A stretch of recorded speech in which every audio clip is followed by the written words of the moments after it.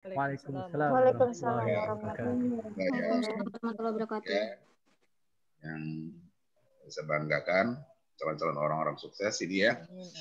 Oke, dari materi ketiga atau tatap muka ketiga yang sudah saya share, baik itu materi maupun deskripsinya, baik itu di e-learning maupun di kolom tugas mahasiswa, lebih kurang ada sekitar 7 halaman deskripsi yang saya masukkan.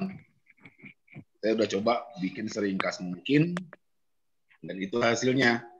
Bisanya lebih kurang ya sekitar 7 halaman, dengan catatan saya mencoba merinci lebih detail tentang penjelasan materi ke tatap muka ketiga ini, atau materi kedua sebenarnya. Baik, dari materi yang sudah saya deskripsikan ini, kira-kira ada pertanyaan yang timbul bagi Anda semua, silakan. Saya ingin tahu apa pertanyaan ini kira-kira barangkali yang bisa kita diskusikan sore hari ini. Silakan, siapa yang mau mulai duluan? Saya. Oke, silakan. Oh, tuh, benar kan Chandra udah siap duluan dia emang. Oke, ya silakan Chandra. Baik, bismillahirrahmanirrahim. Dalam langkah fungsi perencanaan yaitu planning, ada yang langkah yang disebut dengan SWOT. Nah, yang saya tanyakan itu yang berkaitan tentang kelemahan. Ya. Bagaimana langkah dalam untuk menangani atau menutupi kelemahan ini, Ustaz? Terus yang kedua tentang threat atau ancaman. Ya. Dalam sebuah pendidikan itu ancaman itu seperti apa, Ustaz? Terima kasih, Ustaz. Baik, terima kasih. Wah, memang pertanyaan sudah siap banget pakai dari tadi ini ya. Baik, makasih Chandra. Ya, weakness atau kelemahan semua orang pasti punya. Ya. Orang yang tidak tahu kelemahan dirinya itu yang bahaya kan gitu. Atau dalam bahasa sederhana lainnya dikatakan apa? Orang yang tidak tahu akan ketidaktahuannya. Nah, itu bahaya itu. Tapi kalau orang yang tahu akan ketidaktahuannya, itu akan lebih mudah kita kasih tahu, akan lebih mudah kita didik. Tapi kalau orang yang tidak tahu akan ketidaktahuannya, nah itu yang sulit. Ya, dia tidak tahu kalau dia tidak tahu. Nah, ya. Nah, weakness atau kelemahan semua orang pasti punya. Karena tidak ada satupun manusia di dunia ini yang sempurna kecuali Rasulullah kan. Nah, dalam hal ini cara untuk mengatasi kelemahan itu adalah dengan mengoptimalkan potensi kita. Jadi bagaimana potensi ini bisa ya menutupi kelemahan yang kita miliki. Contoh misalnya, seorang peserta didik itu ada yang memiliki daya tangkap yang tidak begitu bagus. Ya, artinya kalau teman-temannya bisa menangkap 5, dia cuma bisa menangkap 3. Artinya kan artinya ada bermasalah di situ. Tetapi dia punya suatu kekuatan. Apa kekuatannya? Dia tekun belajar. Ketekunannya dia dalam belajar itu akan bisa menutupi kelemahannya dalam menangkap materi pelajaran. Nah, kalau misalnya temannya belajar itu 2 kali seminggu dengan durasi 4 jam sekali belajar, maka dia balik. Dia 4 kali belajar seminggu tapi dengan durasi 2 jam. Jadi pengulangannya yang sering dia lakukan. Sehingga dengan melakukan penguatan melakukan penyempurnaan, pengoptimalan pada kekuatan ini akan membuat kelemahan itu bisa ditutupi. Karena justru karena kalau tidak ada kelemahan kita nggak akan bisa mengoptimalkan kekuatan kita juga justru sebenarnya. Justru karena kita kurang, karena kita lemah, ya maka kita berusaha untuk meningkatkan kekuatan kita kan gitu. Nah itulah bagaimana cara menutupi kelemahan baik itu secara individual maupun dalam organisasi. Dalam organisasi misalnya, suatu sekolah misalnya memiliki pendanaan yang tidak memadai atau kurang memadai, ya. Tetapi kepala sekolahnya atau sekolah itu punya kemampuan untuk bisa bekerja sama dengan instansi lain. Contoh misalnya, sekolah itu ingin memiliki lapangan olahraga yang baik, tapi dari segi pendanaan tidak cukup. Itu kan artinya ada kelemahan di situ. Ya, tetapi karena sekolah ini punya hubungan ya yang baik misalnya dengan dunia luar ya, maka lapangan olahraga itu kan bisa dicarikan sponsornya. Ini nanti terkait juga seperti pendanaan yang saya katakan di bawah itu, bahwa semua kegiatan itu butuh dana. Tapi bukan berarti orang tidak punya dana nggak bisa melakukan kegiatan. Nah, betapa banyak makanya kita lihat di sekolah-sekolah itu kan ada lapangan olahraga itu yang pakai stiker. Ada stikernya Telkomsel, ada stikernya AM3 dan macam-macam gitu kan. Nah, itu adalah kekuatan yang dimiliki oleh sekolah untuk bisa melengkapi sarana prasarana yang ada, meskipun secara keuangan atau secara pendanaan mereka memiliki kekurangan. Nah, kira-kira seperti itu kalau di sekolah. Nah, sementara terkait dengan ancaman, ancaman itu akan datang manakala kita tidak bisa memanfaatkan peluang. Ya, orang kan sering mengatakan bahwa yang namanya peluang itu tidak pernah datang 2 kali. Peluang itu hanya akan datang 1 kali. Kalaupun toh ada peluang yang lain, itu sudah lain lagi bentuknya. Nah, kemampuan orang membaca peluang dan memanfaatkannya, itu akan membuat dia terhindar dari ancaman. Contoh misalnya, Anda seperti sekarang misalnya, sebenarnya kan Anda sudah bekerja, tapi Anda ingin kuliah lagi. Kenapa? Karena Anda menghindari ancaman. Anda baca peluang, saya bisa kok kuliah sambil kerja. Gitu kan? Kenapa? Kalau saya tidak kuliah, nah ini kan peluang namanya. Kan ada misalnya UID PAI bisa buka kelas sore. Kalau Anda tidak memanfaatkan peluang ini, maka ke depan itu adalah ancaman. Seperti nanti kalau Anda membaca tentang faktor-faktor yang menyebabkan terjadinya pembaharuan dalam administrasi pendidikan. Di situ ada disebut dengan persaingan global, peningkatan mutu pendidikan, mutu layanan. Itu semuanya mengancam kita kalau kita tidak mampu melakukan peningkatan. Sementara peningkatan itulah yang disebut dengan peluang. Ya. Jadi orang yang bisa membaca peluang itu akan mampu melakukan peningkatan dan bisa terhindar dari ancaman. Mohon maaf sebentar ya, ada telepon masuk dari tadi berulang-ulang. Sebentar ya.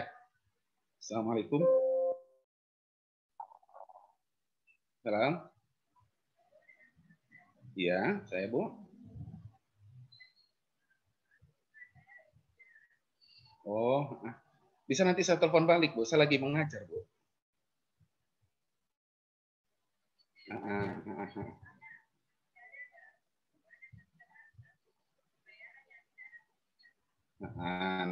Nanti saya telepon balik ya Bu ya. Lagi ngajar ya Bu. Oke, iya, terima kasih. Ya, oke. Nah, jadi orang yang mampu membaca peluang, maka dia akan bisa menghindari ancaman itu. Nah, jadi kira-kira seperti itu Chandra. Jadi bagaimana cara kita menutupi kelemahan kita dan bagaimana kita menghindari ancaman. Karena ya namanya ancaman itu semua orang pasti ada. Yang namanya orang hidup pasti ada ancaman. Kalau ancaman itu bisa mungkin bahasa halus mungkin kita katakan masalah. Semua orang pasti punya masalah. Tapi bagaimana cara orang menghadapi dan mengatasi masalah itu kuncinya. Ya kan? Kalau kita nggak punya masalah, berarti kita bukan hidup. Ya kan? Kalau kita nggak mau masalah, jangan hidup kan gitu. Orang mati pun juga ada masalah dalam Islam kan? Bagaimana hidup setelah mati kan gitu? Masalah lagi gitu. Ya, kira-kira gitu ya Chandra ya. Udah. Ya, baik, ada lagi? Silakan. Ustaz, saya mau tanya. Oke, silakan Rahayu. Apakah peserta didik yang ikut organisasi seperti OSIS, MPK, atau BEM lebih siap terjun ke masyarakat dibanding dengan peserta didik yang tidak ikut organisasi? Oke. Jika iya, mengapa terjadi perbedaan yang sangat signifikan? Terima kasih. Oke. Ya, yang namanya pembelajaran itu kan seperti yang di awal kemarin kita ada sebutkan, ada 3 pusat pendidikan. Ada informal, formal, dan non-formal.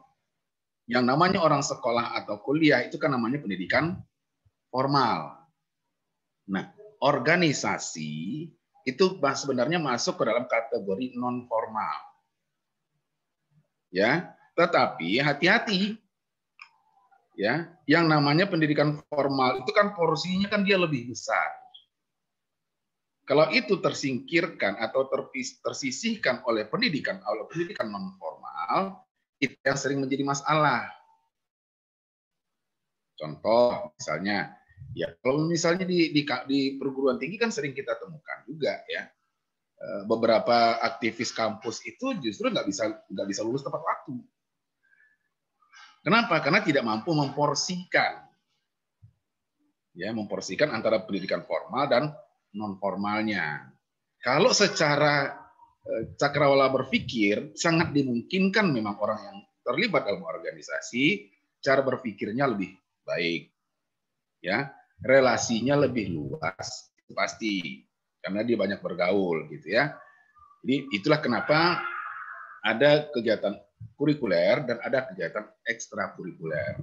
Jadi bisa dipisahkan juga sebenarnya. Karena kegiatan ekstrakurikuler itu adalah kegiatan untuk menunjang proses kurikulernya. Akan tetapi itu tadi yang saya katakan, porsinya harus dijaga. Ya, misalnya seorang mahasiswa habis waktunya tersita untuk kegiatan BEM, lalu nggak izin terus kuliah gitu kan. Dan itulah yang banyak terjadi.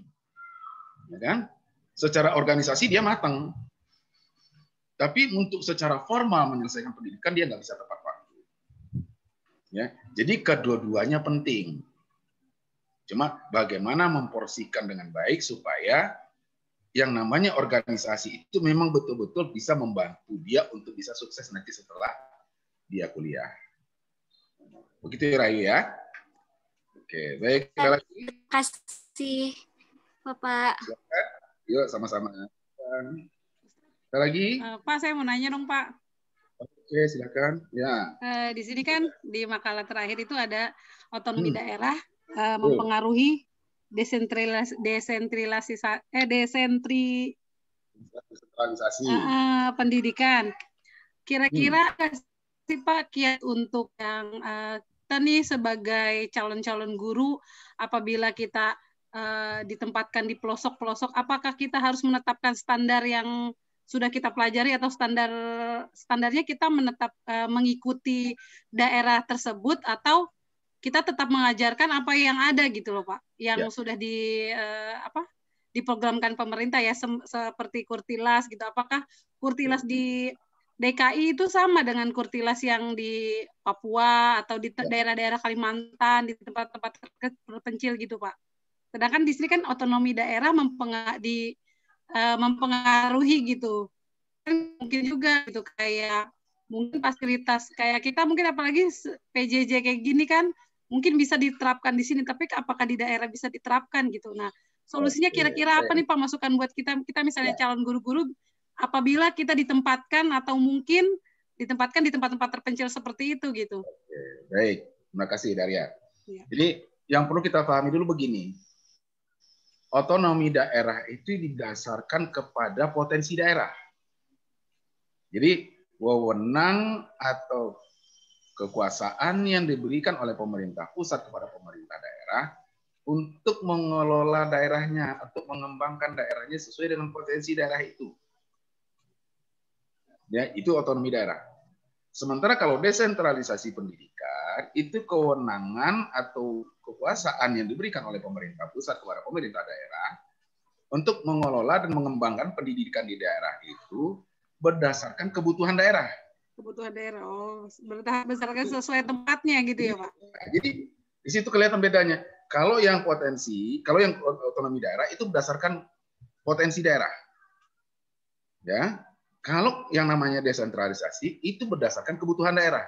Jadi makanya kenapa antara otonomi daerah dan desentralisasi pendidikan itu nggak bisa dipisahkan, ya. Karena begitu potensi daerah mau dikembangkan, di situ dia membutuhkan sumber daya manusia yang sesuai dengan potensi daerah.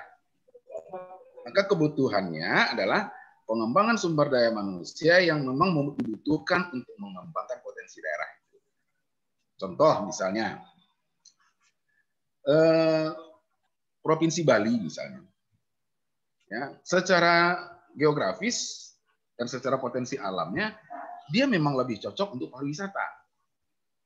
Sehingga boleh hampir dikatakan 85% kehidupan masyarakat sana itu berasal dari pariwisata. Nah, ini zaman Covid ini kan suatu cobaan yang paling berat buat mereka.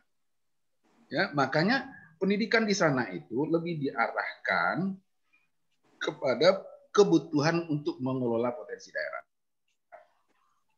Ya, kalau dulu kita melihat di Bali itu yang mengelola hotel, yang mengelola pariwisata itu adalah orang dari luar. Ya, orang Balinya nggak bisa ikut. Karena kenapa? Tidak punya kemampuan di situ. Nah, setelah pendidikannya desentralisasi itu diarahkan kepada pariwisata, maka sekarang boleh kita lihat di Bali itu hampir semua sektor wisata itu dikuasai oleh orang-orang Bali. Jadi putra daerahnya lah yang mengembangkan daerahnya. Nah, gitu. Tapi jangan lupa kita bahwa sebenarnya belum tentu daerah itu lebih tertinggal dari Jakarta. Ya, justru kalau kita melihat sekarang dengan desentralisasi pendidikan itu, daerah itu bisa lebih maju dari Jakarta. Contohnya misalnya di daerah Magelang itu ada yang disebut dengan SMA Taruna, mungkin sudah pernah dengar. Ya, SMA Taruna itu termasuk salah satu SMA yang terbaik di Indonesia. Ibu mana, Bu? Ya. Itu termasuk salah satu sekolah terbaik di Indonesia tingkat SMA. Adanya di daerah loh, tidak di Jakarta. Kenapa? Karena di daerah itu diberikan kesempatan, silakan kembangkan. Di Bali, di Papua juga sama. Tadinya di Papua itu kenapa terjadi gejolak? Karena kenapa? Mereka punya sumber daya alam yang luar biasa, yang digali, dieksplor oleh Freeport sampai saat ini. Putra daerahnya nggak bisa apa-apa, hanya jadi penonton, hanya jadi tukang parkir. Tapi dengan semangat otonomi daerah dan desentralisasi pendidikan, perlahan secara pasti sekarang, ya putra daerah itu sudah bisa berkiprah di daerah. Dan itu tidak melalui yang kalau Kurtilas itu sama, ya kurikulum 2013 itu sama semua provinsi. Tetapi yang membedakan itu nanti adalah pada muatan lokalnya. Muatan lokalnya yang berbeda. Ada penekanan di sana. Ya, seperti misalnya SMK di daerah Pulau Bali itu lebih banyak SMK-nya untuk SMK pariwisata dan perhotelan. Jadi SMK kalau sekarang pengembangan SMK-nya itu disesuaikan dengan daerahnya. Kalau di Bali SMK-nya dikembangkan oleh SMK otomotif atau listrik, ya atau pertukangan, itu nggak begitu berkembang dia. Tapi kalau misalnya di Bali itu dikembangkan SMK-nya adalah SMK pariwisata, SMK perhotelan, tata boga dan sebagainya, itu sangat mendukung. Dan itulah selama ini yang dikembangkan oleh daerah, sehingga daerah itu bisa mengembangkan potensinya yang sudah ada di daerah itu, dan itu melibatkan putra daerah. Ya, begitu ya Daria ya. Oke, bisa dipahami? Bisa ya? Oke, baik. Ada lagi? Silakan. Ustadz, saya mau nanya Ustadz. Bagaimana cara meningkatkan?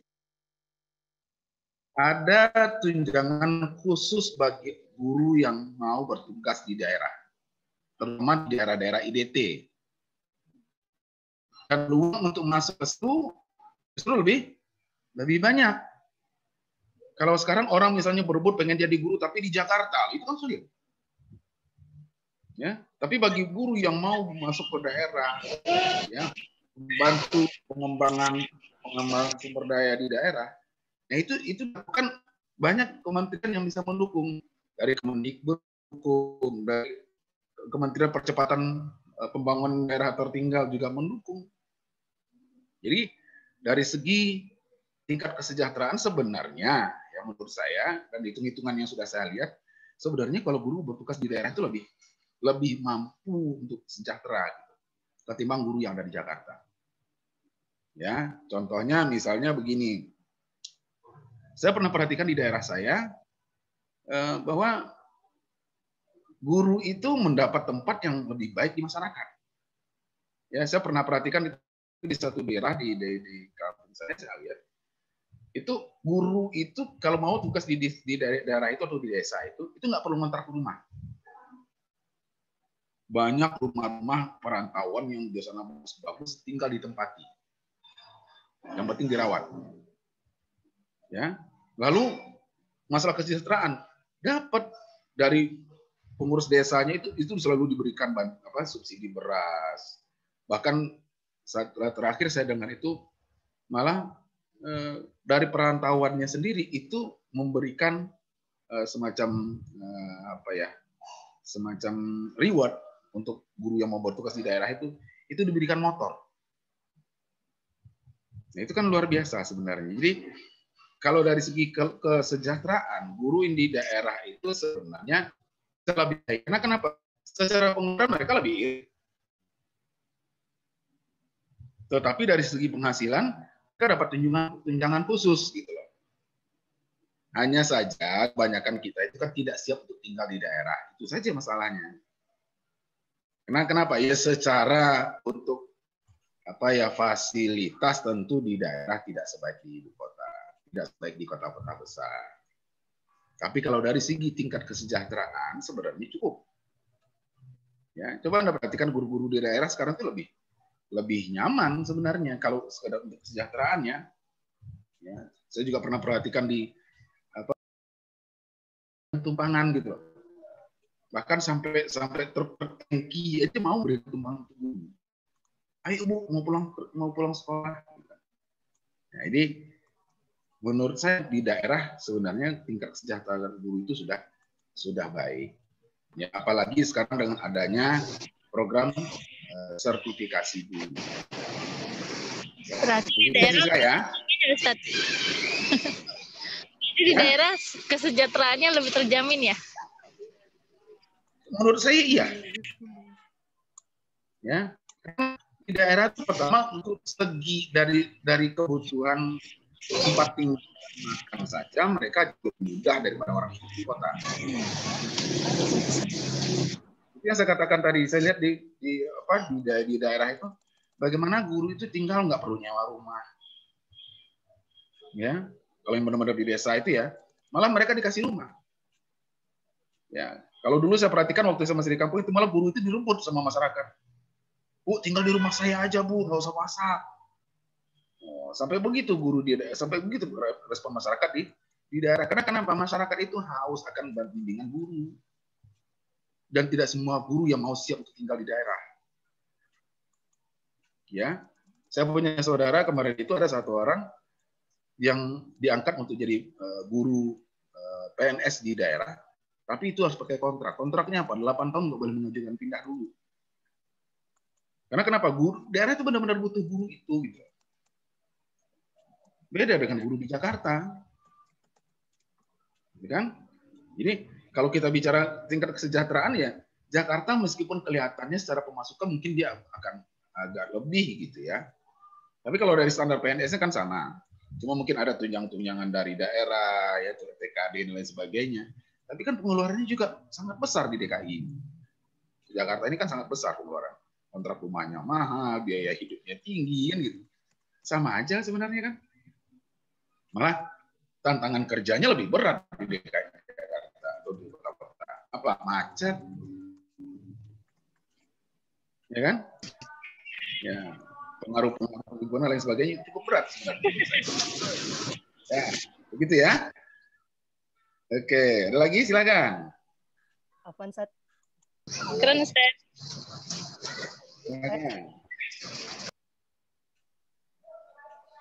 Siapa yang mau nanya lagi? Silakan.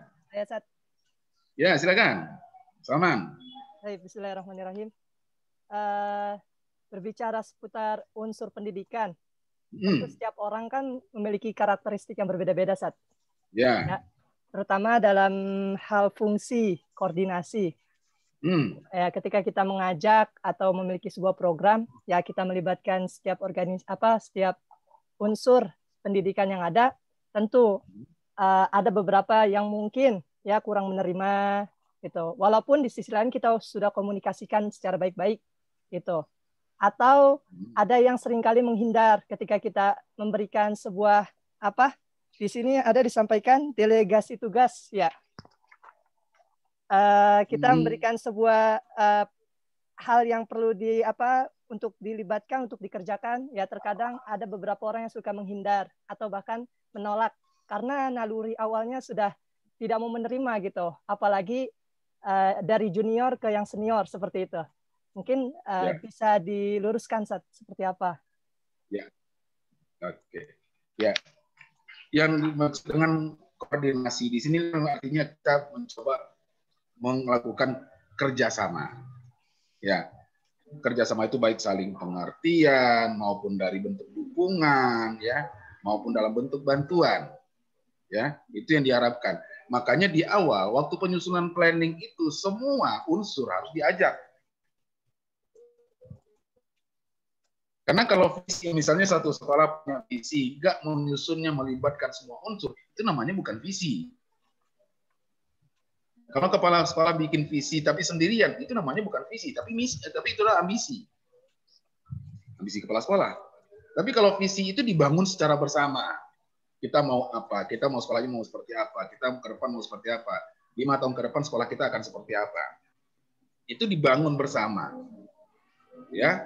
Nah, biasanya orang-orang yang tidak mau kita ajak kerjasama, tidak mau terlibat, itu karena kurang merasa diperankan. Ya, kurang diperankan. Justru kalau kita perankan dia dengan potensi yang dia miliki, biasanya dia tertantang gitu loh. Ya. Tapi kalau misalnya dia kurang, mulai dari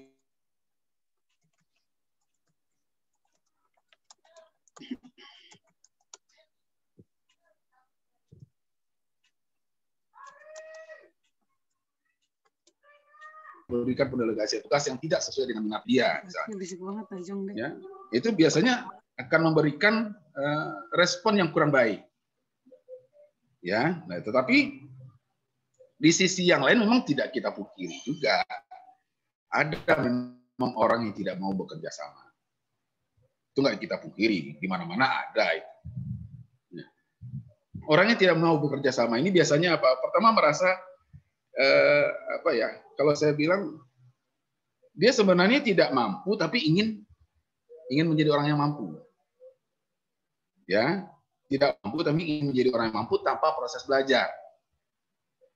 Misal, dia seorang guru biasa ingin jadi wakil atau ingin jadi kepala sekolah, tapi tidak mau belajar, hanya mengandalkan kesenioran dia misalnya. Itu akan mengganggu. Ya. Dan biasanya orang yang tidak mau bekerja sama ini ya efeknya buat dia sendiri juga. Gitu.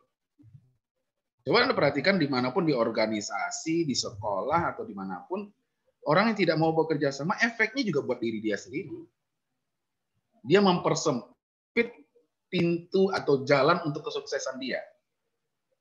Karena mana ada sih orang yang bisa meraih kesuksesan itu sendirian, kan nggak ada. Butuh orang lain. Semakin dia menutup diri untuk bisa bekerja sama dengan orang lain, maka semakin sulit dia untuk meraih suksesnya. Itu harus kita sadari. Semakin kita merasa diri kita eksklusif, tidak mau terbuka, tidak mau bekerja sama, tidak mau ngambil peran, tidak mau aktif dalam kegiatan organisasi atau dalam lembaga sekolah, kita nggak akan pernah berhasil. Ya. Itulah yang berbahaya yang saya katakan tadi, itu orang yang tidak tahu akan ketidaktahuannya. Jadi dari mau masuk dari mana coba? Dia tidak tahu bahwa dia tidak tahu. Itu mau masuk dari mana kita? Kan sulit. Tapi kalau orang yang tahu akan ketidaktahuan dia, itu justru lebih mudah. Gitu loh. Kalau lebih mudah. Nah, kekuatan dari koordinasi ini, terutama sebenarnya kalau orang mau menyadari, bagi orang yang merasakan potensinya kurang maksimal misalnya. Sama ibarat dengan orang belajar, orang bekerja. Ya, kalau dia merasa potensinya kurang baik, kurang sempurna, kurang optimal, solusinya adalah koordinasi, kerjasama. Kalau suatu pekerjaan kita misalnya mengalami kendala, kan kita perlu koordinasi dengan orang. Kok saya nggak bisa ini ya? Kita perlu koordinasi dengan orang. Tapi kalau pada saat seperti itu dia juga menutup diri, maka dia akan tenggelam dalam ketidakmampuan. Jadi fungsi koordinasi itu sebenarnya bukan hanya semata-mata buat pihak orang lain, tapi justru buat diri kita sendiri juga perlu. Ya. Karena nggak akan mungkin kita meraih segala sesuatu yang kita inginkan, program yang kita ingin wujudkan, kalau kita nggak bisa koordinasi dengan orang lain. Nggak usah jauh-jauh lah, kalau kita lihat di rumah saja misalnya, ya mungkin yang sudah berkeluarga, misalnya atau yang belum berkeluarga, bisa lihat orang tua. Bisakah seorang bapak itu mengambil peran sendirian? Kan nggak bisa.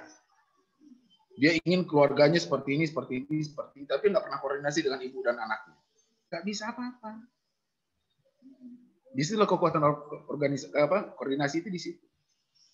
Seorang ibu juga nggak bisa melakukan apa-apa kalau nggak ada koordinasi dengan bapak dan anak. Jadi sebenarnya koordinasi itu seperti mata rantai. Gitu. Bagaimana dia mengikat dan memberikan kekuatan. Nah, disitulah titik dari fungsi koordinasi. Memberikan ikatan sekaligus memberikan kekuatan. Jadi kalau dalam suatu ikatan, siapapun yang lemah, tapi kalau berada dalam suatu ikatan, dia akan kuat. Ya kan? Benar nggak? Siapapun yang lemah, tapi kalau dia berada dalam suatu ikatan koordinasi, dia akan terbawa kuat gitu loh. Saya kasih ilustrasi misalnya begini misalnya. Ada 3 orang yang mendapat tugas untuk misalnya untuk mengangkat barang yang kira-kira berat itu sebesar 60 kg. Tapi kemampuannya tidak sama. Ada yang mampu mengangkatnya 10 kilo, ada yang 20 dan ada yang 30. Ya kan? Nah, bagi yang mampu mengangkat hanya 10 kg, lalu dia mau bekerja sama dengan temannya, maka barang itu nggak akan terangkat. Tapi karena dia koordinasi dengan teman, bantu dong, kamu kan punya kekuatan yang lebih. Dan kekuatan yang lebih itu nanti pada satu saat juga akan membutuhkan orang yang kekuatannya kurang. Nah, inilah sebenarnya hakikat dari koordinasi. Jadi saling mengisi, saling memberikan kekuatan, dan saling menutupi kelemahan. Termasuklah salah satu tadi yang ditanyakan oleh Chandra tadi, bagaimana menutupi kelemahan? Kerjasama, koordinasi. Ya, disitulah kekuatan bisa lebih dominan dan kelemahan itu bisa kita tekan sedini mungkin. Gitu ya, Salman. Oke, ya ada lagi, silakan. Pak, saya mau nanya. Oke, ya silakan. Bapak sudah jelaskan di materi bahwasannya komunikasi yang baik dan lancar bisa meminimalisir dari kelemahan dan ancaman, dan bisa membantu proses pencapaian tujuan organisasi dan lembaga. Lalu bagaimana cara dapat berkomunikasi yang baik dan lancar? Makasih, Pak. Baik. Berkomunikasi dengan baik, berarti kan kita bicara tentang ilmu komunikasi. Ya, ilmu komunikasi itu kunci pertamanya apa? Pahami dulu dengan siapa kita komunikasi. Itu kunci yang pertama. Kalau kita tidak paham dengan siapa kita komunikasi, seringkali komunikasi kita tidak nyambung. Ya, nggak usah jauh-jauh. Misalnya Anda dengan keponakan Anda di rumah. Apakah komunikasi Anda dengan saya, dengan keponakan Anda di rumah sama? Pasti beda. Ya kan? Karena kalau komunikasi Anda dengan saya disamakan dengan komunikasi Anda dengan keponakan Anda di rumah, keponakan Anda nggak akan nyambung. Nah, jadi pertama yang harus kita perhatikan adalah dengan siapa kita bicara. Siapa lawan komunikasi kita. Itu yang perlu kita pahami dengan baik. Yang kedua, gunakanlah bahasa yang paling mudah dicerna oleh lawan komunikasi kita. Ya, gunakan bahasa yang paling mudah dia mengerti. Kemudian, hargai setiap pendapat yang dikeluarkan oleh lawan bicara kita. Harga itu artinya bisa kita dengarkan, bisa kita pertimbangkan, bahkan kita bisa pakai omongan dari lawan bicara kita. Ya. Kemudian yang keempat, kekuatannya dari komunikasi ini apalagi?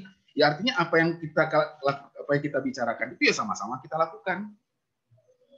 Tidak hanya kita omongkan gitu loh, tidak hanya kita bicarakan, tapi untuk bekerja, untuk merealisasikan disuruh orang kita, enggak.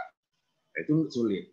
Jadi komunikasi ini sebenarnya adalah kekuatan bagi diri seseorang untuk menyampaikan pesan yang ingin dia lakukan pada orang lain. Nah, dalam organisasi, ya komunikasi ini sangat penting. Ya, bagaimana kita menyampaikan program sekolah, misalnya kepada orang tua siswa. Ya, kita nggak bisa menyalahkan orang tua siswa loh kalau misalnya tiba-tiba mereka nggak mendukung program sekolah. Ya, kenapa? Karena orang tua tidak tahu ini goalnya program sekolah ini mau kemana misalnya gitu. Lalu kita hanya mendorong bahwa sekolah kita akan begini, butuh biaya segini. Itu akan menyebabkan komunikasinya tidak berhasil dan akhirnya program nggak jalan. Tapi coba ambil contoh misalnya kita melihat bagaimana komunikasi yang dilakukan misalnya sebagai sekolah-sekolah unggulan gitu. Ambil contoh misalnya seperti Al-Azhar misalnya. Atau Global School, atau misalnya Bina Nusantara. Kenapa dia bisa mengkomunikasikan biaya yang tinggi itu, tapi orang tidak merasa itu biaya itu mahal? Ya kan?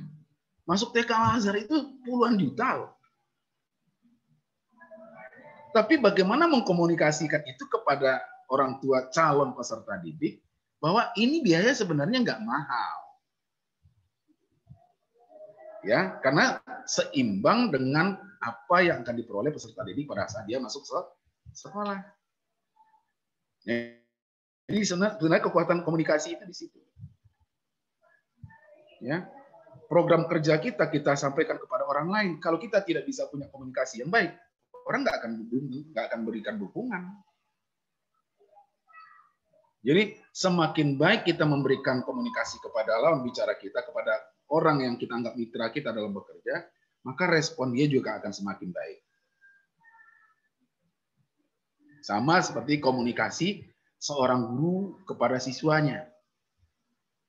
Coba lihat, kalau komunikasi guru kepada siswa itu tidak nyambung, maka materi pelajaran ini kesulitan untuk diserap oleh siswa. Tapi manakala bahasanya nyambung, nyaman siswa mendengarkan, menyerap apa bahasa yang disampaikan oleh guru, itu menyebabkan guru itu sekarang seringkali menjadi guru yang favorit buat siswa. Sehingga setiap penjelasan guru itu akan mudah dia cerna.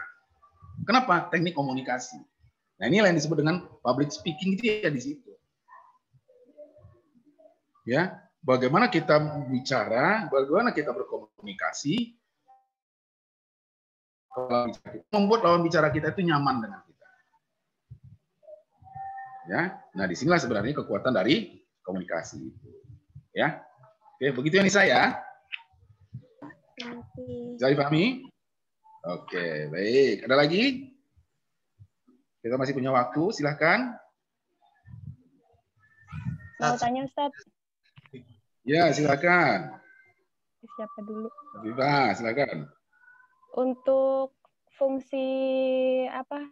Supervisi, Ustaz. Supervisi. Pengawasan dan pendampingan. Iya. Itu objek daripada supervisi dalam pendidikan itu apa ya, Ustaz? Objeknya. Oke. Ya. Beda antara pengawasan dan supervisi itu kalau dalam dunia pendidikan gampang. Ya. Mana yang bentuk pengawasan? Bentuk pengawasan itu contohnya Anda mengawasi siswa ujian. Itu pengawasan di situ. Jadi kira-kira begini, kalau dalam pengawasan itu hanya mencari titik yang memang kurang, lalu dilaporkan, selesai. Atau misalnya mencari kesalahan dan kesalahan itu dilaporkan, itu selesai. Itulah pengawasan. Tapi kalau namanya supervisi, itu seperti seorang kepala sekolah membina bawahannya. Ya, membina bawahan itu bagaimana caranya? Pertama ya kita amati proses kerjanya. Ya, proses kerja itu lalu kita lihat, oh ada kendala di sini. Contoh misalnya, saya kasih ilustrasi. Kalau Anda misalnya sebagai seorang kepala sekolah, lalu Anda melihat ada guru yang kok sering terlambat datang ke sekolah. Kalau dalam pengawasan, itu berarti langsung masuk, oh guru ini tidak disiplin. Selesai sampai di situ sudah. Tapi kalau dalam fungsi supervisi, itu nggak akan selesai sampai di situ. Akan dicari dulu. Atau sama dengan siswa juga. Siswa sering terlambat. Bahwa siswa ini malas. Itu pengawasan. Tapi kalau supervisi nggak seperti itu. Iya, betul siswa ini terlambat. Betul guru ini terlambat. Tapi akan ada analisa di belakang itu. Kenapa guru ini terlambat? Kenapa siswa ini terlambat? Itu butuh analisa. Nah, itu kerjaan supervisi di situ. Oh, guru ini terlambat karena ia memang wajar jarak tempat kerjanya jauh. Tinggalnya di Karawaci, ngajarnya di Bekasi, gitu kan. Itu kan nggak akan pernah bisa datang tepat waktu. Nah, tugas seorang supervisor di dalam dunia pendidikan di situ. Bahwa guru ini diusulkan untuk dimutasi ke Karawaci. Jadi jangan dipaksakan terus dia tinggal untuk kerja di Bekasi. Tenaganya sudah terkuras di jalanan, baju sudah lepek, sampai di tempat kerja ada kesiangan, ya nggak akan bisa memberikan kinerja yang baik. Seorang siswa, kenapa dia terlambat? Oh, ternyata dia pagi harus bantu orang tuanya dulu. Berarti siswa ini sebenarnya tidak malas. Ya kan? Nah, kalau kita sudah temukan permasalahannya, lalu kita carikan solusi. Kalau seperti guru tadi, kita solusinya apa? Oh, dia harus mutasi tugas. Kalau misalnya guru itu menghadapi kesulitan, oh dia tidak mampu menguasai kelas dengan baik, coba cari solusinya apa? Siswa ini terlambat sekolah, apa solusinya? Mungkin harus membantu orang tuanya mungkin lebih baik. Membantu apa penting, tapi sekolah tidak penting, kan gitu. Nah, supervisi di sini mainnya. Kalau pesan tadi kan cuma seperti itu. Guru ini terlambat, guru ini tidak disiplin. Siswa ini terlambat, siswa ini malas. Itu pengawasan. Tapi kalau dalam supervisi, kita cari, kita analisa, lalu kita carikan solusinya. Bahkan kalau nanti bisa keluar rekomendasi, misalnya, oh siswa ini memang tidak bisa belajar dengan tepat. Karena kenapa? Karena kondisi ekonomi. Lalu kita rekomendasikan dia untuk misalnya sekolah itu hari ini untuk mendapatkan program bidik misi. Misalnya. Nah itu program kerjaannya supervisor itu. Oh guru ini terlambat, kinerjanya turun, kinerjanya melemah. Kenapa? Ya sudah 20 tahun bekerja tapi belum pernah diajukan untuk sertifikasi guru. Nah itu larinya ke sana. Jadi tidak semata-mata menganggap guru itu malas. Dicari apa penyebabnya guru ini tidak bisa hadir tepat waktu. Apa penyebab guru ini tidak disiplin. Kenapa siswa ini terlambat. Nah, disinilah peran supervisi. Bedanya pengawas di sini. Ya? Oke ya, Diva? Oke. Baik, kita lagi. Silakan kalau masih ada. Kita masih ada waktu 10 menit. Monika, Pak. Silakan. Ya, silakan. Ini. Ya. Pak, di poin terakhir yang persaingan global ya, Pak? Global, oke. Kita tahu kalau gimana ya, Indonesia itu minat bacanya 0,01% dibanding negara lain, Pak. Ya. Nah, yang saya ingin tanyakan, apakah itu menentukan persaingan kita lebih kurang, maksudnya persaingan kita dibanding negara lain tuh kurang di dalam segi minat baca itu, atau itu penting, maksudnya baca itu penting banget ke afektif atau kognitif kita, Pak? Ya, oke. Kondisi atau motivasi belajar pada bangsa kita memang itulah yang dikatakan tadi rendah. Bahkan ada dulu istilahnya orang di otak orang Indonesia itu lebih daripada orang Jepang. Pernah dengar istilah itu kan? Kenapa? Karena memori otak orang Jepang itu udah penuh. Kalau udah penuh kan nggak bisa dipakai lagi. Memori otak orang Indonesia masih kosong, makanya harganya mahal. Ya, nah itu kan sesuatu hal yang sebenarnya bisa jadi cambuk buat kita. Nah, kenapa dengan persaingan global ini mau tidak mau semua bangsa harus siap? Itu nggak bisa dihindari lagi. Sekarang yang masyarakat ekonomi ASEAN udah mulai berjalan. Dan kita kalau misalnya melihat, kalau misalnya Mungkin Monik udah ada kesempatan misalnya jalan ke Singapura gitu ya, atau ke Malaysia, itu bisa dilihat. Ya, kebetulan kalau saya sudah berapa kali dikasih kesempatan untuk ke sana, sebenarnya Singapura itu kan yang punya kan orang Melayu. Satu rumpun dengan Malaysia, satu rumpun dengan Indonesia. Tapi kalau kita datang ke sana sekarang kita lihat, itu bukan seperti negara Melayu. Singapura itu seperti negaranya orang China, seperti negaranya orang India. India. Ya orang Indonesianya di mana? Di pinggir-pinggir orang Malaysia, orang lainnya. Rumahnya di pinggir-pinggir sungai, atap rumahnya pokoknya bangunannya jelek. Ya. Kenapa itu bisa sampai terjadi? Karena persaingan. Jadi orang yang tidak mampu melakukan pembaruan, orang yang tidak mampu melakukan perubahan, ya kan dia akan ditindas oleh perubahan itu. Oh, iya. Makanya nggak usah kita kaget kalau misalnya di Singapura itu kalau kita melihat ya yang jadi kuli angkut itu orang lain. Nah bahasa kasarnya mungkin bisa kita katakan begini, kita akhirnya menjadi kuli, menjadi babu di rumah kita sendiri. Itu efek dari pasar global kalau kita tidak bisa menyikapi dengan baik.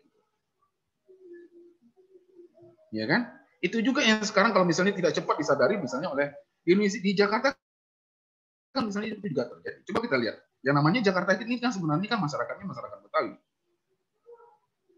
Tapi kemana sekarang masyarakat Betawi? Nah, karena kenapa? Tidak mampu menyikapi perubahan. Padahal Islam mengajarkan itu. Ya kan? Bahwa hari ini harus lebih baik dari hari kemarin. Dan hari esok harus lebih baik dari hari ini. Itu kan menunjukkan bahwa perubahan itu tidak boleh berhenti, harus terus dan terus berjalan. Ya, kalau dalam satu buku yang pernah saya baca yang dikatakan oleh Stephen Robin, ya, seorang guru besar dari Harvard University mengatakan begini, kira-kira terjemahannya begini. Di dunia ini tidak ada yang abadi. Yang abadi itu adalah perubahan. Apabila perubahan itu berhenti, maka berhentilah kehidupan di dunia ini. Itu kan sebenarnya diambil dari kunci-kunci dalam perubahan Islam juga, bahwa hari ini harus lebih baik dari hari kemarin, dari besok harus lebih baik dari hari ini. Bahwa kalau perubahan itu tidak diikuti, maka kita akan dilindas oleh perubahan itu. Sementara perubahan itu akan terus terjadi sampai dunia ini kiamat. Jadi kalau kita tidak mau mengikuti perubahan itu, ya kita akan dilindas. Itu yang saya katakan tadi, lama-lama nanti kalau kita tidak hati-hati, kita akan menjadi pembantu di negara kita sendiri. Dan itu sudah mulai ada indikasi ke sana kan? Iya, kalau kita nggak, kita akan jadi pembantu di negara kita sendiri. Bahkan kalau saya bilang tadi, kita menjadi babu, menjadi pembantu di rumah kita sendiri gitu. Nah, disinilah butuhnya disebut dengan adanya pembaruan, ya, dalam perencanaan, dalam kebijakan, dalam penerapan pada pendidikan ini. Ya. Orang yang tidak mau mengikuti perubahan, ya dia akan dilindas oleh perubahan. Ya. Monik sendiri kan juga sama sebenarnya. Kenapa harus kuliah? Kenapa, Pak? Kenapa harus kuliah? Oh iya, betul, Pak. Karena ingin melakukan perubahan, kan gitu. Sama dengan yang lain, betul. juga sama kan, seperti saya tanya. Kalau kita nggak ingin melakukan perubahan, ya pasti nggak perlu kuliah. Orang itu kuliah karena ini dia ingin melakukan perubahan. Dia ingin menjadi hidupnya lebih baik. Ya, orang yang tidak ingin hidupnya lebih baik, ya dia pasti nggak akan melakukan pengembangan diri. Jadi begitu kita menyadari bahwa kita perlu pengembangan diri, nah disitulah peluang itu terbuka. Jadi itu dari kita bicaranya kembali ke SWOT itu lagi tadi. Ada kekuatan, ada kelemahan, ada peluang, ada ancaman. Jadi siapa yang tidak siap, maka dia terancam untuk dilindas oleh perubahan itu. Ya, itu kira-kira Monik ya. Ya, baik. Boleh nambahin nggak Pak? Ya, silakan. Memang semuanya butuh perubahan Pak. Nggak usah jauh-jauh sih. Kalau kayak dulu kita guru TK itu ibaratnya masih lulusan SMA atau cuma punya sertifikat dari instansi itu bisa Pak. Tapi sekarang TK aja minimal S1 PGSD. Sudah ada penjurusan. Iya, Nah, kalau dulu kita sarjana pendidikan kalau di SD dan di Madrasah Ibtidaiyah itu harus linear. Jadi harus ada ini. Jadi semua butuh perubahan. Saya ngerasain saya ngajar di SMA aja yang di TK dan SMA itu signifikan banget. Di TK yang level terkecil pendidikan aja, PAUD TK itu sekarang sudah ada standarisasi guru. Nah, jadi minimal guru itu harus itu kan pernah saya sampaikan juga. Iya, siapa yang nggak mau ikut perubahan ya kita nggak bakalan bisa ngikutin zaman kalau kita nggak mau berubah gitu. Dan tuntutan pendidikan itu seperti itu. 10-15 tahun ke depan nggak mustahil seorang guru itu harus berpendidikan S2. Nggak mustahil.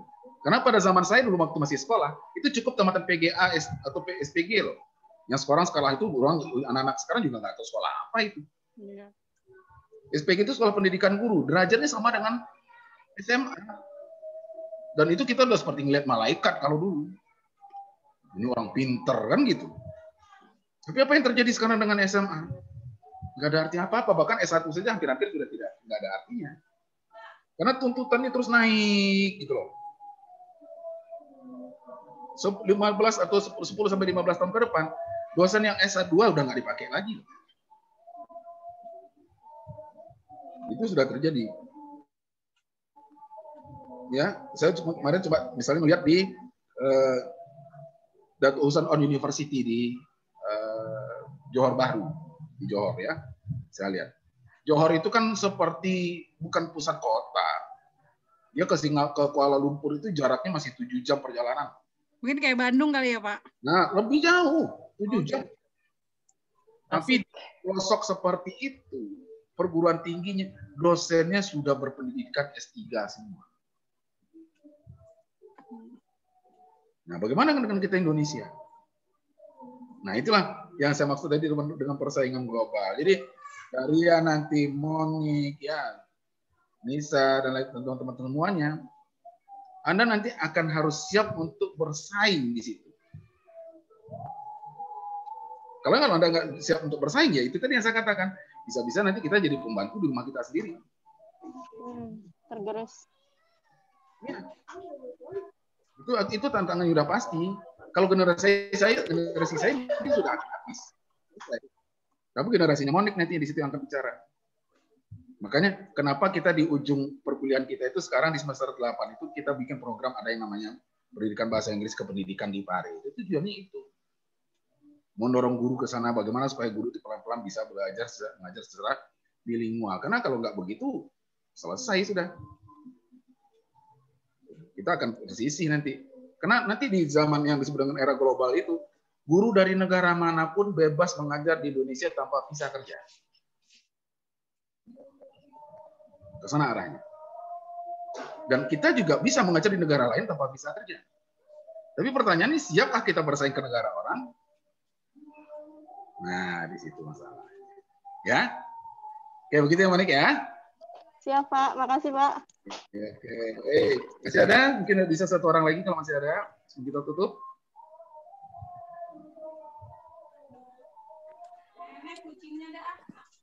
Mungkin pertanyaan penutup, Sat. Oke. Tadi di makalah bagian sebelum akhir tertulis kan seputar tuntutan terhadap sekolah untuk meningkatkan kualitas, terutama dalam pelayanan pendidikan berbasis teknologi. Betul. Nah, seringkali dari pihak sekolah sudah berusaha dan berupaya dengan memanfaatkan teknologi ya untuk berbasis teknologi. Namun tentu yang dihadapi juga wali murid bermacam-macam lagi kan. Ya. Gitu. Nah, kadang malah ngeluh, kemudian dan lain sebagainya seperti itu. Nah, bagaimana dari pihak sekolah, walaupun sudah dikomunikasikan secara baik-baik, ya, bagaimana menyikapi wali murid yang bersikeras seperti ini, gitu, Sat? Oke, itu persis seperti apa yang terjadi dalam masa pandemi sekarang, di mana siswa harus belajar menggunakan sistem daring, ya, belajar menggunakan sistem virtual, ya. Artinya apa? Antara guru dan orang tua siswa sama-sama belajar di situ sebenarnya. Ya, guru-guru kita juga sebenarnya kan banyak yang belum siap untuk mengajar daring. Tapi kondisi ini memaksa guru, memaksa siswa, memaksa orang tua siswa. Ayo, tidak ada solusi lain dari belajar selain dari daring. Dan ke depan itu daring itu bukan hanya karena kondisi saja, memang kebutuhan nanti. Gitu. Jadi menyikapi orang tua yang seperti itu ya artinya memang butuh waktu. Tapi seiring dengan berjalannya waktu, sekarang kita lihat pelan-pelan orang tua siswa juga udah mulai mengerti gitu. Ya kan? Pelan-pelan dia juga sudah mulai menyiapkan anaknya bagaimana supaya bisa belajar virtual. Nggak seperti dulu lagi. Kalau dulu kan pertama kali dinyatakan belajar virtual, orang tua harus kan rame. Bagaimana yang namanya mendidik tanpa berhadapan dengan guru? Betul, memang yang namanya value itu dibutuhkan adanya interaksi secara langsung dengan guru. Tapi pada sisi yang lain, yang namanya virtual itu juga butuh. Karena kenapa? Apalagi sekarang sebagai yang disebut dengan student center. Pusat pembelajaran itu ada pada siswa, bukan lagi pada guru. Nah, bagaimana siswa menjadi student center kalau dia tidak bisa menggunakan teknologi? Nah, disinilah sebenarnya peran dari guru mendorong siswa, mendorong orang tua siswa, mengkomunikasikan baik. Kembali lagi saya katakan dari komunikasi di situ yang penting. Kenapa harus belajar daring? Bukan hanya semata-mata pandemi. Pandemi ini kan sebenarnya hanya perantara saja, penyebab saja. Tapi belajar daring ini memang lama-lama nanti akan sekarang sebenarnya sudah menjadi suatu kebutuhan dan keharusan gitu. Ya. Dan itu bisa mengurangi kendala guru dalam mengajar. Juga bisa mengurangi kendala siswa yang memang berhalangan dengan ke sekolah. Misalnya kena sakit, dia masih nggak akan ketinggalan pelajaran karena daring.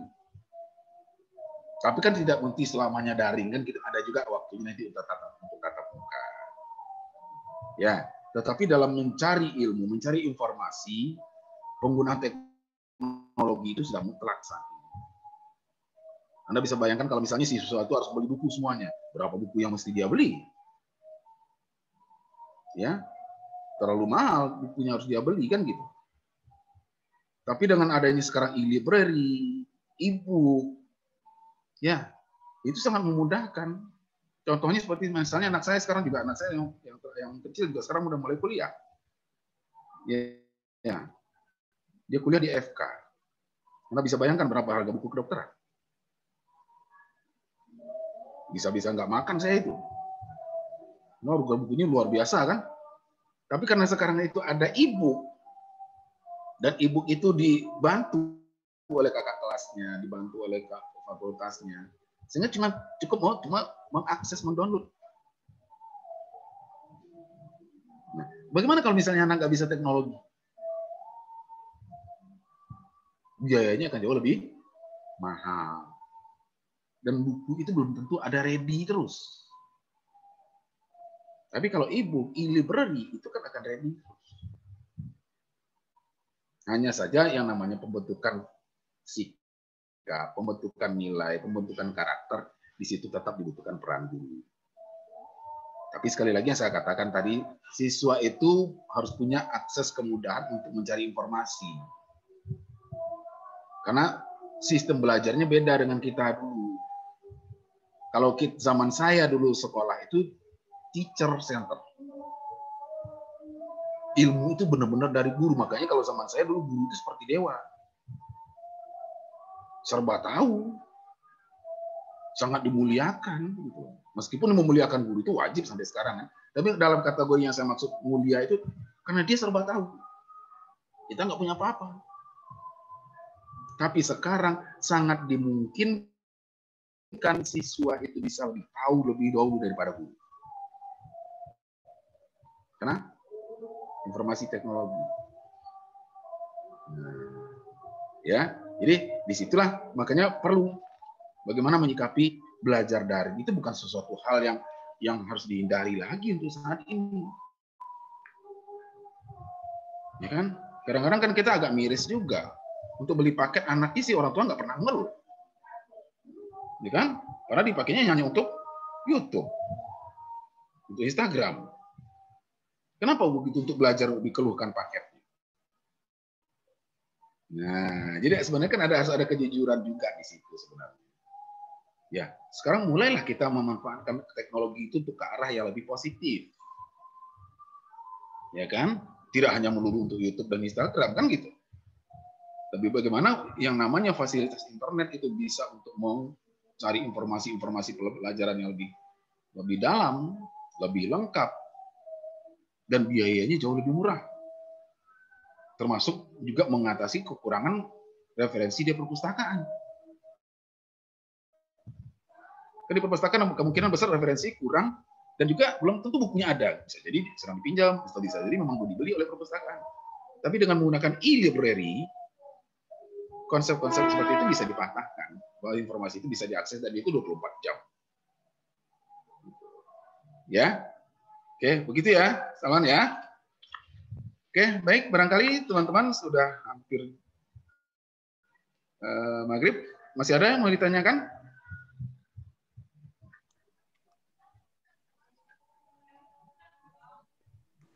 Masih ada kira-kira yang mau dibahas? Ya, silakan. Ustaz, saya mau nanya tentang yang makalah sertifikasi. Itu kita harus berpatokan dengan satu penelitian satu sekolah atau hanya pengetahuan kita tentang sertifikasinya aja?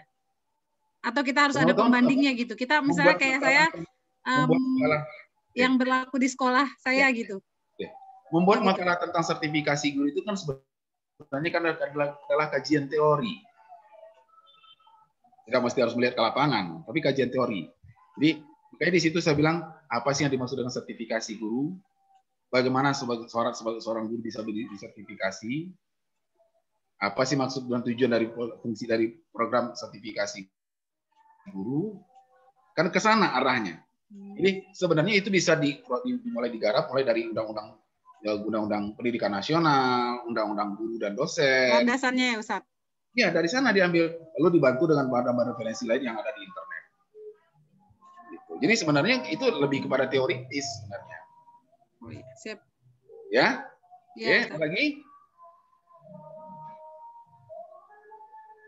Ada lagi kira-kira yang mau nanya? Sudah cukup jelas, Ustadz. Oke, cukup ya. Oke, baiklah kalau sudah cukup. Sekali lagi yang penting untuk teman-teman semuanya tadi sudah melalui aksesnya sudah melalui e-learning ya. Supaya absensi ini bisa tercover di e-learning. Jadi kita jangan langsung ke Zoom aja. Karena paling tidak harus membuka e-learning untuk melihat materinya sehingga absensi Anda tercover di situ. Ya. Baik, terima kasih saudara-saudara, para mahasiswa yang saya hormati. Untuk perkuliahan hari ini kita cukupkan sampai sekian. Karena sudah cukup, pertanyaannya juga sudah hampir terjawab semua. Kita akhiri perkuliahan kita hari ini dengan sama-sama membaca hamdalah. Alhamdulillahirabbil alamin. Assalamualaikum warahmatullahi wabarakatuh. Waalaikumsalam warahmatullahi wabarakatuh. Waalaikumsalam warahmatullahi wabarakatuh. Terima kasih, Ustaz.